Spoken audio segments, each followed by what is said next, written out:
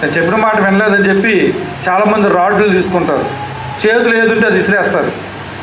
పిల్లల అవయవాలు కూడా దెబ్బతింటాయి. అది ప్రేమ కాదు, అది ప్రేమ కాదు. అదేంటి? అది మూర్ఖులు చేసే పని. అది శిక్ష వల్ల ఏం జరగాలి?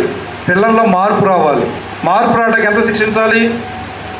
పిల్లలు చేసేటువంటి ఆ మిస్టేక్స్కి నువ్వు కాలు చేయి తీసేయాలంటున్నావు అంటే నువ్వు చేసే వాటికి నిన్ను ఎన్నిసార్లు ఉరి తీయాలి? నువ్వు చూపించే అవిధేయతలకి నిన్ను ఎన్నిసార్లు ఉరి తీయాలి? పిల్లల మీద ఎంత కోపం చూపించకూడదు. పిల్లలకు బుద్ధి వచ్చేలాగున వారికి సమస్య చెప్పాలి. ఇది నీ సమస్య, ఇలా ఉంటే నువ్వు భవిష్యత్తులో ఇలా అవుతావు, ఇది ఒక పెద్ద లోపం, నేను చాలా బాధపడుతున్నాను నువ్వు ఇలా చేస్తుంటే అని పిల్లలకి చెప్పి ఆర్ద్రతతో చాలా తీవ్రతతో బాధపడుతూ చెప్పాలి. అప్పటికీ వినకపోతే నీ కళ్ళ